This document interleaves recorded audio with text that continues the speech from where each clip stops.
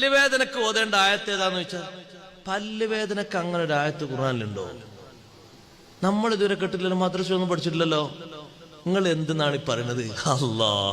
അള്ളാഹുവിന്റെ ഖുർആൻ അള്ളാഹു തആല പറഞ്ഞില്ലേ സഹോദരങ്ങളെ, ഖുൽ ഹുവല്ലദീ അൻശാകും, ഓതിവാക്കി തബാറക്കൊന്നുമല്ല, ഖുൽ ഹുവല്ലദീ അൻശാകും വജഅല ലക്കുമുസ് സമഅ വൽ അബ്സാറ വൽ അഫ്ഇദ ഖലീലം മാ തശ്കുറൂൻ.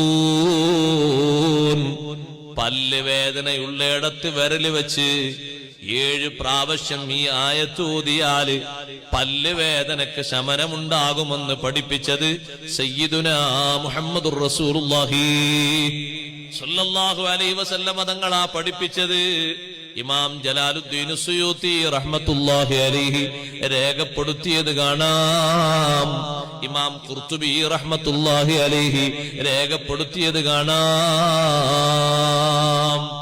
ഖുൽ ഹുവല്ലദീ അൻശഅകും മിൻ നഫ്സിൻ വാഹിദ, ഖുൽ ഹുവല്ലദീ അൻശഅകും മിൻ നഫ്സിൻ വാഹിദത്തിൻ വമുസ്തഖറും വമുസ്തൗദഅ ഖദ് ഫസ്സൽനൽ ആയാതി ലിഖൗമി യഫ്ഖഹൂൻ എന്നൊരായത്ത് സൂറത്തുൽ അൻആമിലുണ്ട്.